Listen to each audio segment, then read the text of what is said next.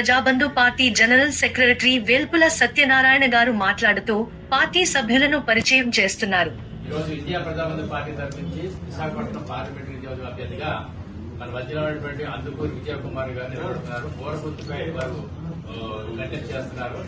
Serial number 5 మా ఆంధ్రప్రదేశ్ తరఫు నుంచి విశాఖపట్నం పార్లమెంటరీ నిలబడుతున్నారు. ఇండియా ప్రజాబంధు పార్టీ అనేటువంటి ఇది జాతీయ పార్టీ.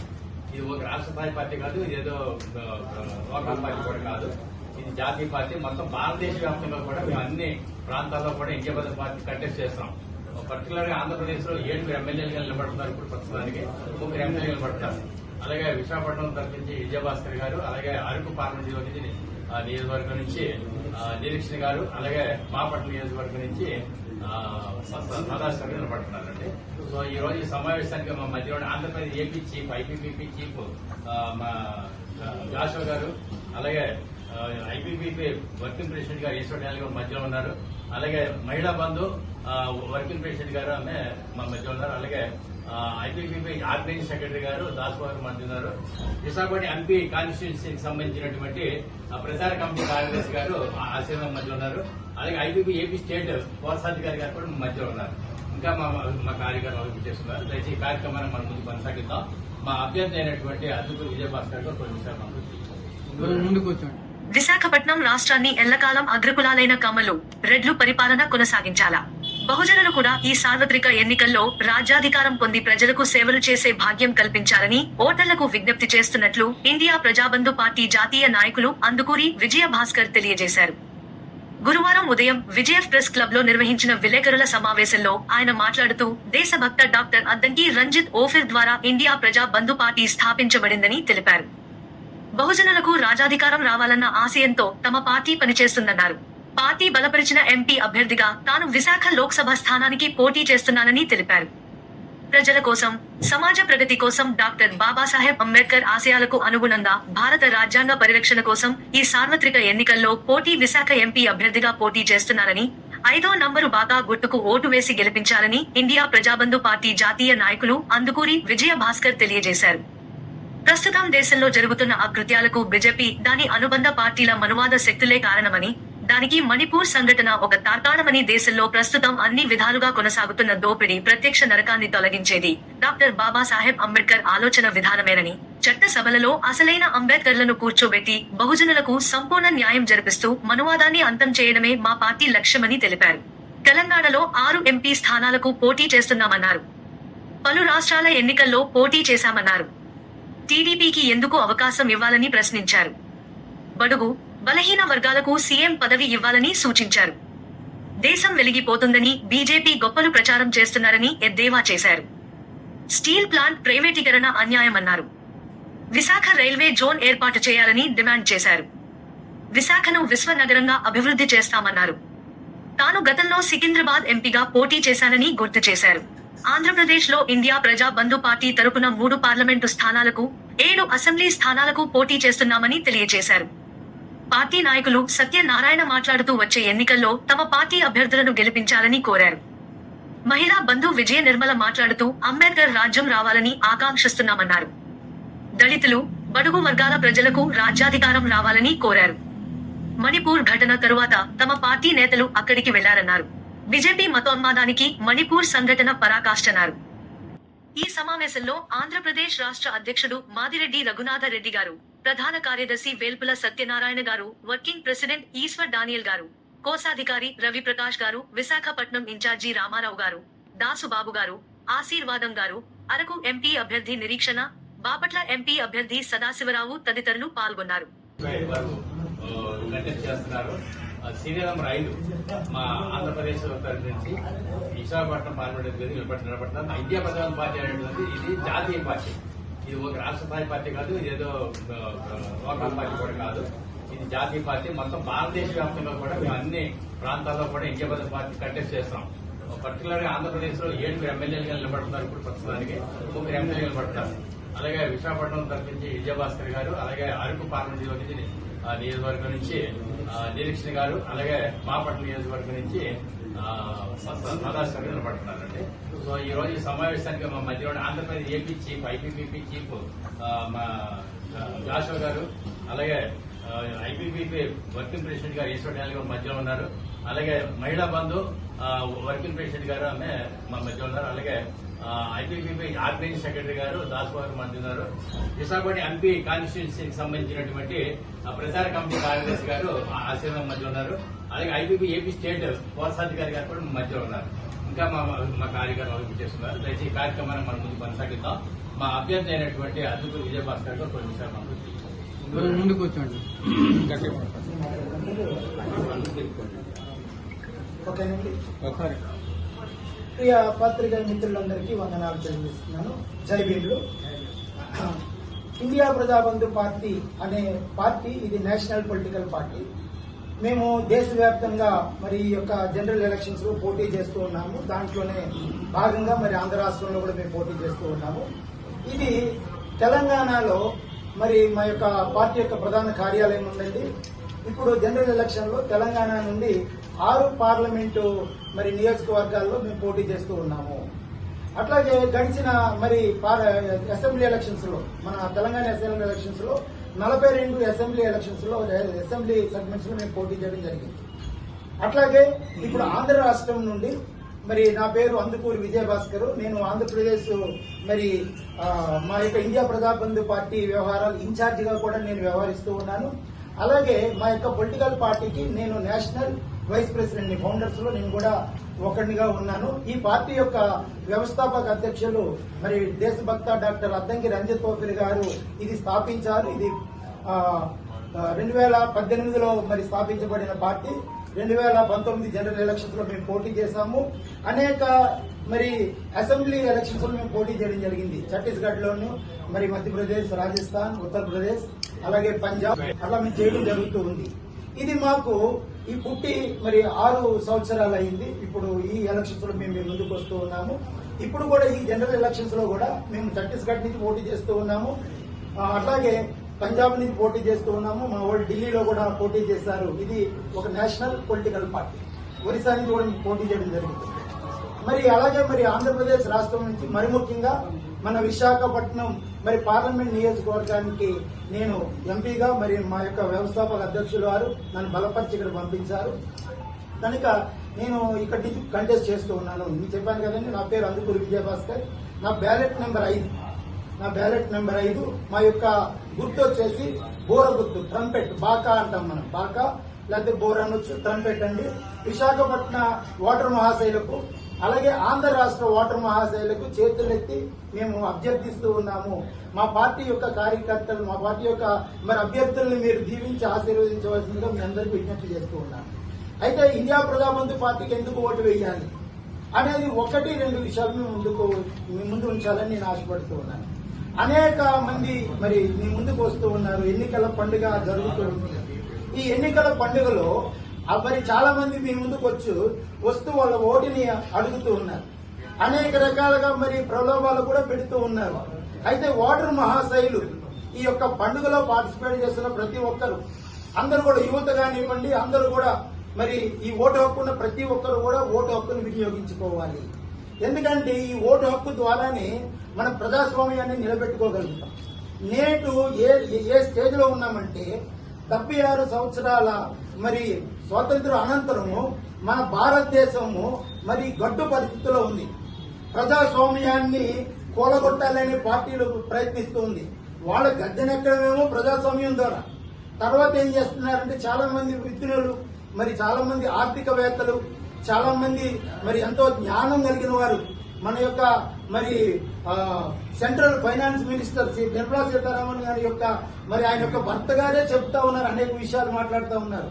రాబోతున్న దినాల్లో స్వేచ్ఛగా ఓటు వేసే పరిస్థితులు కోల్పోబోతున్నాము ఆయన చాలా నిర్బంధంగా చెప్పేసినాడు. ఆయన ఈ వెలిగిపోతుంది, భారతదేశం వెలిగిపోతుందని ప్రచారం జరుగుతూ ఉంది. అనేక రకాల అబద్దాలను ప్రచారం చేస్తూ ఉన్నారు. మనకి 75 సంవత్సరాల భారతదేశ చరిత్రలో మనము అనేక పార్టీలను చూసాం. మన రాష్ట్రానికి వస్తే తెలుగుదేశం పార్టీని చూసాం. మన రాష్ట్రానికి వస్తే ఇప్పుడు ఎన్డీఏ కూటమి ఉంది. ఎన్డీఏ కూటమిలో తెలుగుదేశం ఉంది, బీజేపీ ఉంది, జనసేన ఉంది. మరి అలాగే ఐఎన్డీఏ తరఫున కాంగ్రెస్ వారు ఎలాగున్నారు, దాన్ని మనం ఆంధ్ర రాష్ట్ర ప్రజలు ఇది మాకొద్దు భూస్థాపితం చేసిన పార్టీ మళ్లీ వచ్చింది. ఈ రోజు వాళ్లే మనకి ఈ దుస్థితికి ఒక రకంగా కారణం. మరి వాళ్ళ కాకుండా మరి ఇంకా చిన్న చిత్తక పార్టీలు పోటీ చేస్తా ఉన్నాయి. నేను అడుగుతూ ఉన్నానండి, పత్రికా ముఖంగా ఆంధ్ర రాష్ట్ర ప్రజలు నేను అడుగుతూ ఉన్నాను, చంద్రబాబు నాయుడు గారి పరిపాలన మనకు కొత్త? చంద్రబాబుని వద్దనే కదా మనం లాస్ట్ 5 సంవత్సరాల క్రితం వద్దనుకున్నాం కదా, అంటేనే కదా వైఎస్ఆర్సీపీ జగన్మోహన్ రెడ్డి గారు వచ్చారు. 14 సంవత్సరాలు ఆయన పోటీ చేసి మళ్ళీ అడుగుతున్నాడు, మళ్ళీ ఒక అవకాశం ఇవ్వాలంట. ఎందుకు బాబు నీకు అవకాశం ఇవ్వాలి? బాబు రావాలి, జాబు రావాలి అన్నారు కదా, బాబు వచ్చాడు, జాబులు పోయాయి కదా, అవునా కదా? మరి ఈయన అడిగినారు, ఎవరు? జగన్మోహన్ రెడ్డి గారు అడిగినారు, నాకు ఒక అవకాశం ఇవ్వమని. ఆయన ఏమైనా కొత్త? ఆయన కాంగ్రెస్ పార్టీ వ్యక్తి కాదు, వాళ్ళ నాన్నగారు పరిపాలించలా. మరి మనం చూసాము, ఆంధ్ర రాష్ట్రాన్ని ఎవరు పరిపాలించారండి? రెడ్లు పరిపాలించారు. అలాగే కమ్మగా సామాజిక వర్గం పరిపాలించింది. ఈ వేరే వాళ్ళకి అవకాశం వద్దా? ఎప్పుడు మీరే కష్టపడతారా? మమ్మల్ని కష్టపడనివ్వరా? నేను అడుగుతా ఉన్నాను, చంద్రబాబు నాయుడు గారు ఆయన వస్తాడు, ఆయన కొడుకు వస్తాడు, భార్య వస్తాడు, పాంబడితో వస్తాడు, అందరూ వస్తున్నారు. మీరే సేవ చేయాలా? మాకు అవకాశం ఇవ్వరా? ఆంధ్ర రాష్ట్ర ప్రజలు నేను అడుగుతున్నాను, మీరు ఓటేసేటప్పుడు మీరు ఆలోచించుకోండి. ఈ రోజు విద్య అనేది ఏమైపోయింది? విద్య వ్యాపారం చేసేశారు. విద్య వ్యాపారం అయిందా లేదా? ఒక రోజు పిల్లల్ని చదివించుకోవాలంటే డబ్బులు అవసరం లేదు, ఇప్పుడు లక్షల డబ్బులు కావాలి. ఎవరి పాకెట్లోకి పోతున్నాయి ఈ డబ్బులు? వైద్యాన్ని వ్యాపారం చేసేశారు, వైద్యాన్ని మొత్తం నాశనం చేసేశారు. దీనికి రెస్పాన్సిబిలిటీ ఎవరు తీసుకుంటారని అడుగుతున్నా. అది చంద్రబాబు నాయుడు తీసుకోడా? రాజశేఖర రెడ్డి గారు కొడుకు జగన్మోహన్ రెడ్డి తీసుకోడా? ఈ రాష్ట్రాన్ని నాశనం చేసింది ఎవరండి? కాంగ్రెస్ పరిపాలకులు కాదు. ఆల్టర్నేటివ్ లేదని వీళ్ళు ఇష్టం వచ్చినట్టు చెప్తా ఉన్నారు. ఆల్టర్నేటివ్ వచ్చింది, మీరు ఆలోచించాలి. ఆల్టర్నేటివ్ లేకపోవడం కాదు, వచ్చింది. ఇండియా ప్రజాబంధు పార్టీ మరి అంబేద్కర్ ఆశయ సాధన కోసం ముందుకు వచ్చింది. ఇదేదో అల్లడప్పకు వచ్చిన పార్టీ కాదు, ఇది ఒక ఉద్యమ పార్టీ, ఒక ఆశయ నెరవేర్పు కోసం వచ్చిన పార్టీ. ఈ రోజు బీజేపీ మరి 10 సంవత్సరాలు ప్రభుత్వాన్ని చేసింది. ఒక మనిషికి ఆదాయం ఏమైనా పెరిగిందని అడుగుతున్నా. నా పేరు అందుకూరి విజయభాస్కర్, నేను బీటెక్ చదివినానండి. నేను ఉండేది లండన్ లో ఉంటా. లండన్ లో ఉండి ఎలక్షన్ కోసం వచ్చా. అక్కడ హ్యాపీగా ఉండొచ్చు, నా రోడ్లు బాగున్నాయి, లండన్ లో అన్ని బాగానే ఉన్నాయి, యూరోప్ లో అన్ని బాగానే ఉన్నాయి. మరి నా దేశం ఎందుకు నాశనం అయిపోతుంది? ఎందుకు? ఎవరు దీనికి కారణం? ఈ రోజు చూస్తే ఎక్కడ చూసినా చెత్త, రోడ్ల మీద చెత్త. మనుషులకి బాధ్యత లేదు, నాయకులకి బాధ్యత లేదు, వెలిగిపోతుందనే యథవ ప్రచారం చేస్తూ ఉన్నారు. మోడీ వచ్చి చెప్తాడు, అమిత్ షా వచ్చి చెప్తాడు, నానా కథలు చెప్పుకుంటూ పోతా ఉన్నారు. వీళ్ళని అడిగేవాడే లేడు అనుకుంటున్నారు. మణిపూర్ లో ఆడపిల్లల్ని లగ్నంగా ఊరేగిస్తూ ఉన్నాడు. మోడీ పడుకున్నాడా? నిద్రపోతున్నాడా? పోరా అక్కడికి వాడు. నేను చెప్తా ఉన్నాను, భారతదేశంలో దళిత బహుజనులు నిద్రపోవట్లేదు, లేపిస్తా ఉన్నాము. మేము కూడా మాది దేశం, మేము ఆది ఆంధ్రులం, మేము ఆది ద్రావిడలం, ఆది కన్నడలం. మేమేమో అమాయకంగా లేదు. ఒకప్పుడు మాకు చదువు రాదు, ఒకప్పుడు మాకు ఏమీ తెలియదు, అప్పుడు మీ ఇష్టం వచ్చినట్టు చేస్తాం. ఈ రోజు తలసరి ఆదాయము ఆఫ్రికా దేశంతో పోటీ పడుతుంది. మనకి ఎంతండి? మన తలసరి ఆదాయం ఎంత? $2,000 కూడా లేవు. అంటే సంవత్సరానికి వాడికి వచ్చే ఆదాయము 20,000. ఈ రోజు బయటకు పోయి ఏం కొనుక్కోవాలన్నా కూడా ఏం కొనుక్కుంటాడు వాడు? నెలకి ఎంత వస్తుంది సామాన్య మనిషికి? విలేకరులు చాలా మంది ఉన్నారు, వాళ్ళు నాతో మాట్లాడుతూ ఉన్నారు. విలేకరులు సమావేశం పెట్టుకోవాలంటే భయం వేస్తుంది. వీళ్ళంతా ఉన్నారు, ఒక్కరు ధైర్యంగా రాస్తా ఉన్నారా? పేపర్లో రాస్తారా? మేము తెలంగాణలో 42 చోట్ల పోటీ చేశాము. పోటీ చేస్తే విలేకరులు అందరూ వచ్చారు, ఇప్పుడు కూడా ఉన్నారు. వాళ్ళు వెయ్యరని నాకు తెలుసు, అయినా కూడా మాట్లాడుతూ ఉన్నా. మాది స్టేట్ లెవెల్ న్యూస్, మాది నేషనల్ పార్టీ అంటే పట్టుకెళ్ళి నువ్వు ఎక్కడ వేస్తున్నావు న్యూస్? ఎక్కడ? ఖైరతాబాద్ చిన్న పేపర్లు వేస్తా ఉన్నారు. విలేకరులు కూర్చున్నారుగా, మీరేది రాసేది మీ ఓనర్ ఏం ఇస్తాడా? ఒప్పుకుంటాడా? ఈ విలేకరులంతా దేనికోసం అంటే, విలేకరులు ఏం చేస్తున్నారు? వాళ్ళ 5 సంవత్సరాల దందా కోసం బడాబాబులు పత్రికల్ని మెయింటైన్ చేస్తూ ఉన్నారు. ఎవడు ఫోటో వేయాలి, ఏమి వేయాలి, ఏమి రాయాలి అంటే ఈ విలేకరులు పత్రికలన్నీ కూడా ఎవరిని గద్దెక్కించాలని ప్రయత్నిస్తూ ఉన్నాయి. మీ అందరికీ చేతులెత్తి నేను నమస్కారం చేస్తూ ఉన్నాను. నేను ఒక విద్యావేత్తని, నాకు తెలుసు, దేశాలన్నీ తిరిగినాను. అన్ని దేశాలకు తిరిగి దేశాన్ని ఎలా బాగు చేయాలని తెలుసు. అంబేద్కర్ ఆశయ సాధన కోసం మీ ముందుకు వచ్చాం, ఉట్టిగా రాలా. మేము ఉద్యమ పార్టీ. బీజేపీ వాళ్ళు 100 సంవత్సరాలు మరి ఎంతో శ్రమించి దేశాన్ని నాశనం చేయడానికి ముందుకు వచ్చారు. వాళ్ళ శ్రమ బాగానే ఉంది. ఎందుకు వచ్చావు శ్రమ? దేశాన్ని నాశనం చేసేస్తావా? కులాల వారీగా, మతాల వారీగా విడగొట్టేస్తావా? మణిపూర్ లో ఆడపిల్లల్ని రేప్ చేసేస్తా ఉంటారా? ఎక్కడ పడితే అక్కడ హింస. ఈ రోజు ఒకటే చెప్తున్నాను, మనిషికి మానవ ప్రాణాలకి గ్యారంటీ లేదు. బయటికి వెళ్ళిన మనిషి సస్తాడో బతుకుతాడో తెలీదు. రోడ్ యాక్సిడెంట్స్ ఉన్నాయి. మనమేమనుకుంటున్నాం వీడికి నూకలైపోయి అంట. నూకలైపోవడం ఏంటండి? నీ రోడ్ రూల్స్ బాగలేదు. నువ్వు ఏది లైసెన్స్ జారీ చేస్తే వాడిని అడ్డగోలుగా డ్రైవింగ్ నేర్పించకుండా రోడ్డు వదిలేస్తున్నావు. వాడికి డ్రైవింగ్ లైసెన్స్ ఎలా వస్తుందో తెలియదు. వాడు గుద్దేసి నిన్ను అమ్మని ఏది ఇంట్లో ఒక యజమాని చంపేస్తుంటే ఇల్లు అంతా అడుగు తింటూ ఉంది. మానాలకే గ్యారంటీ లేదు, ప్రాణాలకే గ్యారంటీ లేదు. ఈ రోజు కూడా మనం ఏం మాట్లాడుకుంటున్నాం? ఏమి విద్య కావాలని అడుగుకుంటున్నాం. ఎప్పుడంటే 76 సంవత్సరాలు అయిపోయిన తర్వాత విద్య కావాలని అడుగుకుంటామా? విద్య మన హక్కు కాదు. విద్య అనేది భారతదేశంలో పుట్టిన ప్రతి ఒక్కడి హక్కు. ఏ విద్య కావాలి? అంటే మతపరమైన విద్య కావాలా? సైంటిఫికల్ విద్య నీకు వద్దు. ఏం చేస్తున్నారు మీరు? సైంటిఫికల్ ఏదైనా ఉందా? దేనికైనా ప్రూఫ్స్ ఉన్నాయా మనం మాట్లాడుకునే దానికి? ఈ రోజు కూడా అడ్డగోలుగా మన భారతదేశ సమాజాన్ని నాశనం చేస్తూ ఉన్నారు. మరి ఎందుకంటే మనం చెప్పుకున్న బాగోగులు ఇవన్నీ? విద్య బాగలేదు, వైద్యం బాగలేదు. ఈ రోజు నేను అడుగుతా ఉన్నాను, ఒక్క 2 నిమిషాలు సార్ నన్ను మాట్లాడనివ్వండి. చెప్పేదేదో చెప్పనివ్వండి. మీరు అడిగే ప్రతి క్వశ్చన్ కి ఆన్సర్ చెప్తాను. అయితే వైద్యం ఉంది. ఈ రోజు వైద్యంలో ఏం చేస్తూ ఉన్నారంటే వైద్యంలో ఏం చేస్తూ ఉన్నారంటే కార్పొరేట్ వైద్యం అంట. ఏది నీకు పేదవాడికి కార్పొరేట్ వైద్యం ఇస్తే వాడు డబ్బులు ఇవ్వాలంట. ఏమా కర్మ? ఏ హాస్పిటల్ బాగా చేసుకోలేవు నువ్వు? ఈ రోజు బయట దేశాలకు పోతే ఫ్రీ వైద్యం ఏంటి? ట్యాక్స్ కడుతున్నాను కనుక. రాజశేఖర రెడ్డి గారు చాలా మంచి పని చేశాడని అంటున్నారు. ఏం మంచి పని చేస్తావు? డాక్టర్ గారు హాస్పిటల్ బాగు చేయడం తెలియలేదు నీకు? బాగు చేయడం తెలియక కార్పొరేట్ హాస్పిటల్ డబ్బులు ఇస్తావా? ఏమా కర్మ? అలాగా వైద్యాన్ని బాడు చేసేస్తారు, మరి విద్యను బాడు చేసేస్తారు, బేసిక్ నీడ్స్ ఇవ్వలేకపోతున్నారు. నేను అడుగుతున్నాను, భారతదేశానికి ఏం రిసోర్సెస్ తక్కువ ఉన్నాయో అడుగుతున్నా. మన కోస్టల్ ఎంత ఉందండి? ఎంత కోస్ట్ ఉంది? నేను ఈ రోజు చదువుకుంటా పోతే మనము విశాఖపట్నం నగరము భారతదేశానికి జీడిపిలో 9% మనం ఇస్తున్నామంట. విశాఖ నుంచి భారతదేశ జీడిపి మన భాగస్వామ్యం ఎంత?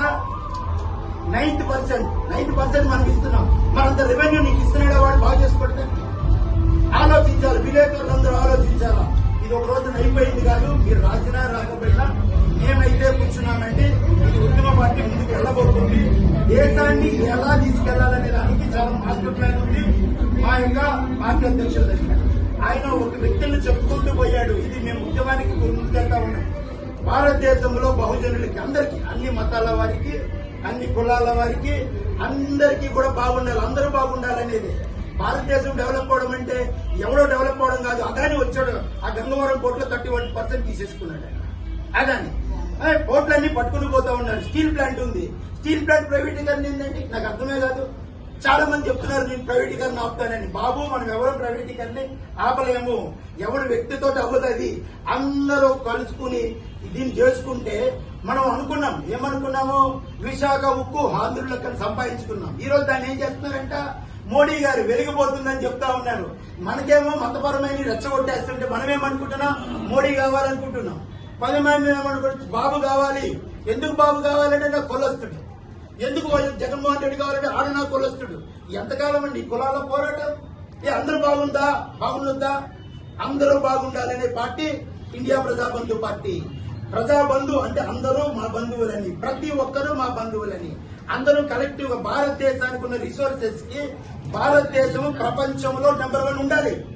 అడుగు తింటుంది ఈ రోజుని. భారతదేశం ఏం చేస్తుందంటే ప్రతి ఒక్కరి దగ్గరికి వెళ్ళి బిచ్చమడుగుతుంది. మనకి తెలియదు మీకు. అప్పుల కోసం మనం ఉన్నాం. తీసుకెళ్ళిపోండి, పర్లేదు, నో ప్రాబ్లం, వెళ్ళిపోవచ్చు. రాసిన వాళ్ళు రాయొచ్చు, రాసిన వాళ్ళు మానేయచ్చు. ఏమీ దిగులేదు. ఇది మా ప్రజా ఉద్యమ పార్టీ కనుక మేము చెప్తా ఉన్నాం. భారతదేశం వెలిగిపోతుందనేది ఒక పచ్చి అబద్ధం. ఈయన చెప్పేవన్నీ కూడా పచ్చి అబద్దాలు. సామాజిక సేవ చేసేవాడు ఒకడు లేడు. వాళ్ళకి వాళ్ళు సేవలు చేసుకుంటున్నారు. వాళ్ళ పిల్లల్ని కూర్చోబెట్టాలని చంద్రబాబు నాయుడు గారు వాళ్ళ అబ్బాయిని కూర్చోబెట్టాలని ప్రయత్నిస్తూ ఉన్నాడు. అలాగే మరి రాజశేఖర రెడ్డి గారు వాళ్ళ అబ్బాయికి కావాల్సిన నిధులు ఇచ్చేసి కూర్చోబెట్టి ఆయన వెళ్ళిపోయి సాక్షి కాకుండా కనుక ఆయన రాసుకుంటున్నాడు. మాట్లాడాలి. క్వశ్చన్ అడగండి. క్వశ్చన్ అడగొచ్చు. విశాఖపట్నానికి చాలా రిసోర్స్ ఉన్నాయి. పోర్టులు డెవలప్ చేస్తాం. స్టీల్ ప్లాంట్ ని ఆపుతాము, పోర్ట్ డెవలప్ చేస్తాము. ఏంటి సార్ మీ పేరేంటి? మీ పేరు ఏ పత్రిక మీది? ఏ వార్తావళి? మీ క్వశ్చన్ ఏం చెప్పండి. కాదు, మీ ప్రశ్న చెప్పండి. ఆ మేనిఫెస్టోనే చెప్పడం మరి మీకు అర్థం కాదా? ఆ మేనిఫెస్టోనే చెప్పండి. మీకేమర్థమైంది? మేనిఫెస్టో కథలొద్దు సార్, కథలు చెప్పుకునేది వద్దు.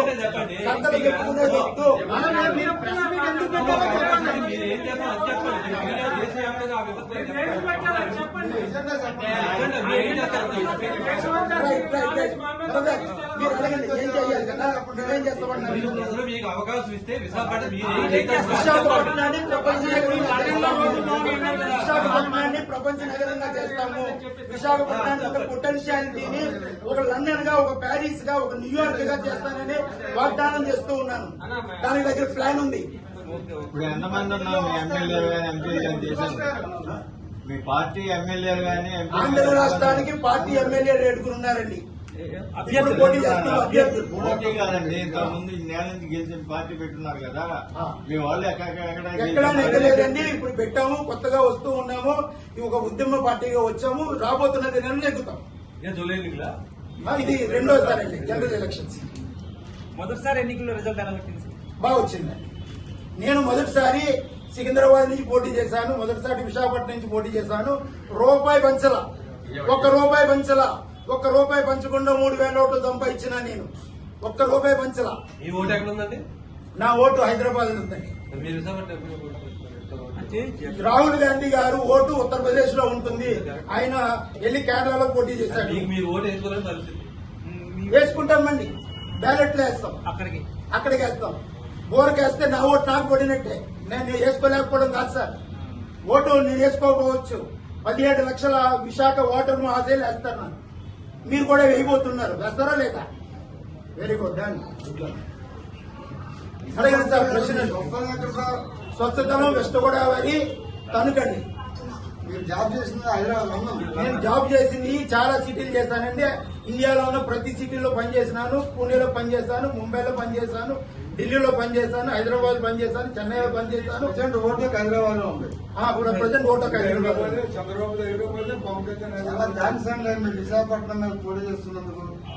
మా ప్రాంతం మీద విశాఖపట్నం మీద మీరు అభిమానం చూపిస్తున్నారు.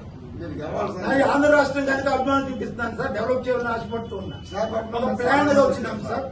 ప్లాన్ ఉంది, మాస్టర్ ప్లాన్ ఉంది మా దగ్గర. గెలిచి మమ్మల్ని వదులుతాం సార్. మీరు గెలవాలి. మా వాళ్ళు ఎట్లా కడిగినారో లోపల విశాఖపట్నం మహానగరం ఫేస్ చేస్తున్న మేజర్ ప్రాబ్లమ్స్ స్టీల్ ప్లాంట్ ప్రైవేటీకరణ, రైల్వే జోన్ అంటున్నారు వాళ్ళు ఇవ్వరు. మనకెంతో పోర్ట్ ఉంది, పోర్టులో సమస్యలు ఉంది, మత్స్యకారుల సమస్యలు ఉన్నాయి. మనకి ఇంత పొటెన్షియాలిటీ ఉంది, దీన్ని డెవలప్ చేయరు. ఇప్పుడు నేను పోయినానండి, నేను అడుగుతున్నాను ఏ పార్కింగ్ ప్లేసెస్ ఎలా డెవలప్ చేశారు? అంతా క్లమ్సీ చేసేస్తా ఉన్నారు. మరి స్వచ్ఛత ఎక్కడ ఉందండి? స్వచ్ఛమైన నీరు ఉందా ఈ రోజున మన దగ్గర? స్వచ్ఛమైన గాలి ఉందా? పొల్యూషన్ అంతా ఎక్కడ పడితే అక్కడ పొల్యూషన్. వేస్ట్ మేనేజ్మెంట్ ఎలా జరుగుతుంది? అంటే రీసైక్లింగ్ ప్లాంట్స్ లేవు, పెట్టట్లేదు సార్. నేను చూశాను సార్, చెప్తా ఉన్నాను కాస్త కొస్తో. నేను బీటెక్ మెకానికల్ చేశాను, ఇంజనీరింగ్. తర్వాత ఐటీలో ప్రాజెక్ట్ మేనేజర్. బీటెక్ మెకానికల్ కదా? అవునండి. జర్మనీలో పనిచేశారన్నారు. జర్మనీలో చేయలేదు సార్. అంటే యూరోప్ కంట్రీస్ లో, భారీ పరిశ్రమలో పొల్యూషన్ బయటికి రాకుండా ఇండస్ట్రీలోనే పొల్యూషన్ ని నాశనం చేసే టెక్నాలజీ ఉంది అక్కడ. రీసైక్లింగ్ ఉంది సార్. అలాగే మన విశాఖపట్నానికి ఈ శాఖ తీసుకుని భారీ పరిశ్రమ ఉంది. ఆ పొల్యూషన్ రాకుండా ఆ టెక్నాలజీ తీసుకొచ్చే ప్రయత్నం చేస్తారు. డెఫినెట్ గానండి. మనకి ఇక్కడ విశాఖపట్నం చుట్టూతా కూడా సీ ఫుడ్ ఇండస్ట్రీస్ ఉన్నాయి సార్. వాళ్ళు 1,000 కోట్లు సంపాదించుకుంటున్నారు. వాళ్ళు మీరు పర్సనల్ గా ఇంటర్వ్యూ చేయండి, నేను ప్లాన్ చెప్తాను. ఏ ఛానల్ అయినా మీరు ఏ విషయమైనా మాట్లాడాలి, personal. Working president Eshwar Daniel గారు మాట్లాడతారు. దయచేసి పాత్రికేయ మిత్రులందరూ దయచేసి కోపించుకోండి.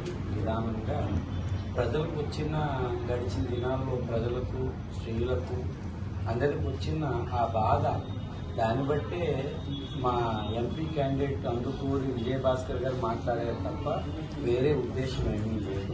దయచేసి సావధానంగా మా వేదన, మా పెయిన్ అనేది ఆ పెయిన్ ద్వారా మాట్లాడేది తప్ప ఎవరిని ఉద్దేశించింది కాదు. ఎవరైనా గాయపడితే మేము మాది ఒక్కటేనండి, ప్రజల పక్షం ప్రజాబంధు అంటే ప్రజలకు సంక్షేమం ఇవ్వడమే మా ధ్యేయం. ఇక విద్య, వైద్య, ఇక ఏ రంగమైనా సరే విశాఖపట్నాన్ని చాలా చక్కటి, ఇప్పుడు చెప్పారు ఆయన వ్యక్తీకరించినట్లు, ఒక అందమైన సిటీ అంటే కాలుష్యం లేని సిటీగా చేయాలి. ఎందుకంటే మీ పాత్రికేయులందరూ ఘటనాఘట సమర్థులు, ఏదైనా చేయగలరు, మీ చేతిలో ఉంది. మీరు దేన్నైనా ప్రజల దగ్గరికి తీసుకెళ్లగలరు. కాబట్టి మేము నిండుపూర్వకమైన వినయంతో మేము ఈ విషయాన్ని మీకు తెలియజేస్తున్నాం. ఎందుకంటే ఇప్పుడే పుట్టిన పార్టీ పుర్రు పోసుకుంటుంది. ఒక మంచి మాకేంటే ఉద్యమ పార్టీ, ప్రజల పక్షం ఉన్న పార్టీ, అన్ని మతాలకు అంబేద్కర్ గారు సమానంగా సంక్షేమం అందించాలి, సామాజిక న్యాయం చేయాలి అన్న ఉద్దేశంతో ఈ పార్టీ. కాబట్టి పార్లమెంట్ నియోజకవర్గంలో మన విశాఖ తరఫున అందుకూరి విజయభాస్కర్ గారు పోటీ చేస్తున్నారు. దయచేసి మా విషయాలు మీరు తెలియజేయాలని మీ అందరికీ మా హృదయపూర్వకమైన నమస్కారాలు. అందరూ బాగుండాలి, అందులో మేము కూడా ఉండాలి. ప్రత్యేకించి విశాఖపట్నంలో మహిళా బంధు విజయనగరం గారు మాట్లాడుతున్నారు. ఆయన అడిగిందంటే పాదయాత్ర కానీ పెద్ద పెద్ద నాయకులు అందరూ విశాఖపట్నంలో ఎంచుకుంటున్నారు ఎంపీ గారు. జేడీ లక్ష్మీనారాయణ గారు అది దానికి కాదు. చెప్పండి, మీరే చెప్పండి. విశాఖపట్నం అనేది మన ఆంధ్ర రాష్ట్రానికి ప్రధానమైన వనరు, ప్రధానమైన పెద్ద సిటీ అండి. ఈ సిటీలో మనం బాగు చేసుకోగలిగితే ఆంధ్ర రాష్ట్రానికి మనం బాగు చేసుకోవాలి. ఇది ముంబై లాగా ఫైనాన్షియల్ క్యాపిటల్ ఆంధ్రప్రదేశ్. ఇక్కడున్న వనరులకు పెద్ద మన ఆంధ్రప్రదేశ్ రాష్ట్రం నడుస్తుంది. ఈ రోజు ఉందామంటే దీనివల్లనే ఉంది. కనుక ఇక్కడ వచ్చి మనం చేయగలిగితే కనుక దీన్ని మనం రాష్ట్రానికి అంతా చూపించుకోవచ్చు. దీని ద్వారా మనం ఆ బెనిఫిట్స్, ఉపాధి కల్పన కూడా చేసుకోవచ్చు. మహిళా బంధు